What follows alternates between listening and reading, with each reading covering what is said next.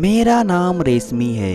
मैं भी शादी के बाद अपने मन में हजारों सपने लिए अपने ससुराल आई थी, लेकिन शायद सबके सपने पूरे नहीं होते। मेरा शादी पंकज के साथ लगभग 9 महीने पहले हुई थी। शादी के बाद मैं पंकज के साथ बहुत खुश थी, लेकिन शादी के 2 महीने बाद ही ससुर जी ने पंकज को काम की वजह से दूसरे शहर भेज दिया और अब पंकज वहीं पर काम के बीच फंसकर रह गया। मैं बस उनसे रोज रात को फोन पर बात कर लिया करती और उनके बिना कमरे में अकेली रहती थी। इसी तरह से मेरे दिन गुजर रहे थे।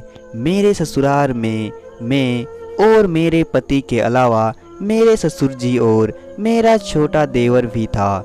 मेरा छोटा देवर कॉलेज की पढ़ाई कर रहा था और ससुर जी घर पर रहकर ही अपना कारोबार संभालते थे।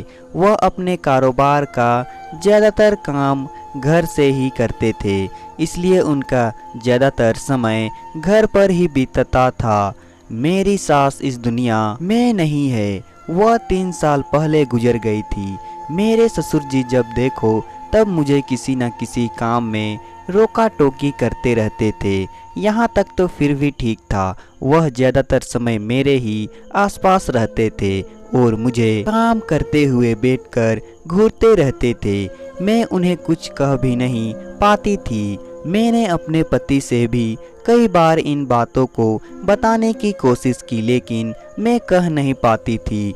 मैं इस मोहल्ले से निकलकर अपने पति पंकज के साथ शहर जाना चाहती थी, लेकिन मैं चाहकर भी कुछ नहीं कर पा रही थी। मैंने पंकज से बात की थी तो उन्होंने बताया कि मुझे पापा ने साफ मना कर दिया है कि बहू को अपने साथ ना ले जाना। मैं अकेली घर का सारा काम करके थक जाया करती थी।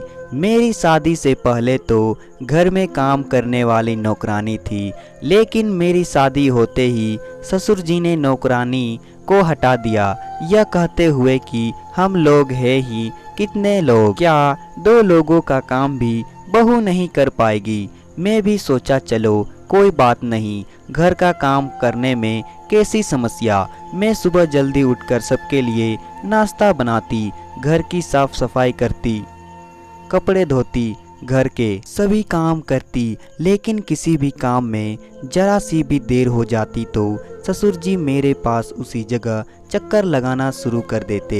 एक दिन मुझे सुबह उठने में थोड़ी सी लेट हो गई और मैं नहाने के लिए बाथरूम में गई तो मेरे ससुर जी बाथरूम तक आ गए और उस समय मैं नहा रही थी। बाथरूम का दरवाज़ा जोर जोर से बजाने लगे। बहू क्या कर रही हो, क्या यह समय है नहाने का?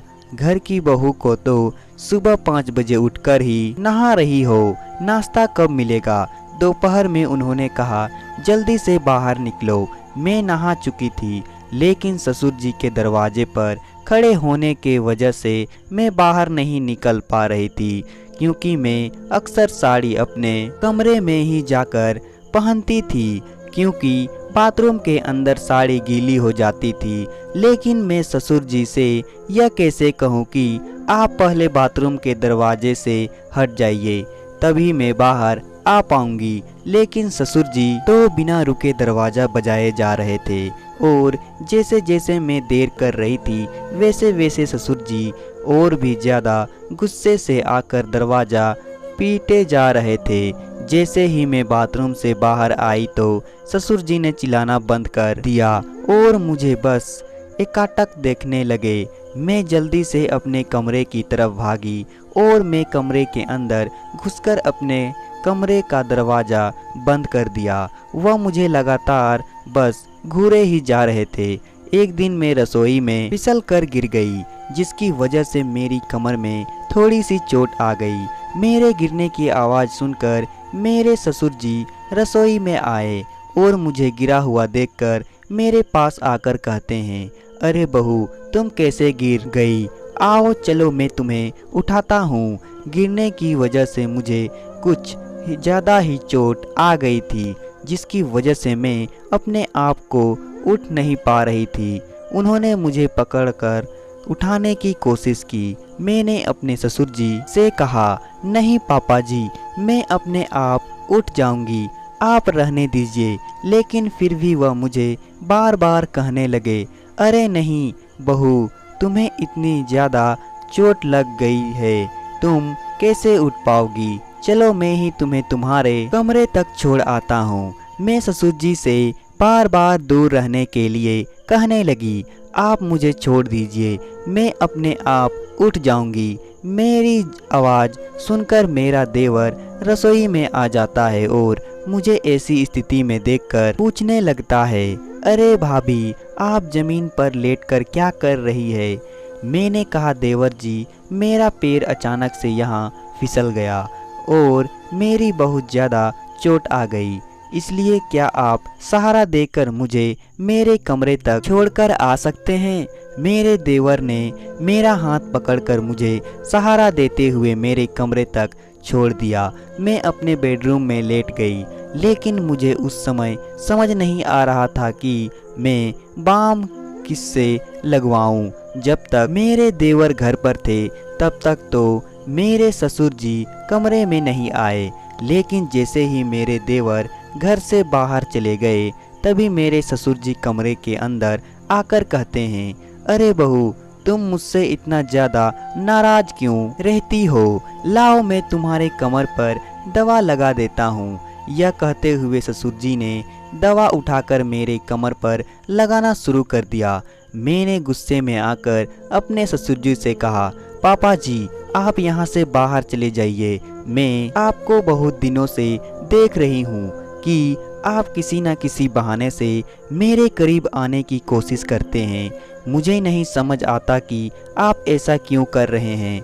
मैं अपनी बहू हूँ और बहू बेटी समान होती है। आप अभी इसी वक्त यहाँ से चले जाइए। तभी एकदम से ससुर जी गुस्से में कहते हैं, जवान देवर का सहारा लेकर तुम खड़ी हो सकती हो, लेकिन जब वही सहारा मैं तुम्हें दे रहा था तब तुम्हें परेशानी हो रही थी। क्या जवान लोगों का छूना ही तुम्हें अच्छा लगता है? अपने ससुर के मुंह से ऐसे बातें सुनकर मैं बिल्कुल हैरान रह गई। वह कहने लगे, बहू, दवा दो, आज मैं लगा कर ही रहूँगा। मैं बार बार अपने ससुर जी को मना कर रही थी, तभी अचानक से मेरे पति वहाँ पर आ जाते हैं और ससुर जी को इस हाल में देख लेते हैं। फिर वह मुझसे पूछते हैं, अरे तुम्हें क्या हो गया है? तुम यहाँ पर ऐसे क्यों पड़ी हुई हो? फिर मैं पंकज को सारी बात बता दी। ससुर जी ने मेरी बात सुनकर घबराते हुए कहा, अरे कैसी बातें कर रही हो बहू? मैं तो बस तुम्हारे कमर में दवा लगा रहा था कि अगर ज़्यादा चोट लगी रही हो तो फिर तुम्हें तकलीफ होगी। घर में कोई और तो नहीं है, इसलिए मैंने सोचा कि चलो मैं ही दवा लगा देता हूँ। मेरे पति ने अपने पापा को कुछ कहा तो नहीं, लेकिन मेरे पति पंकज ने यह फैसला किया कि अब वह मुझे छोड़कर कभी भी शहर नहीं जाएंगे और अब सब एक साथ घर पर ही रहेंगे। मेरे पति पंकज ने अपने पापा से भी बात की, उनको उनकी मर्यादा में रहने के लिए समझा दिया। तो दोस्तों, कहानी पसंद आए तो वीडियो को लाइक करें और साथ ही साथ चैनल को सब्सक्राइब भी कर दे।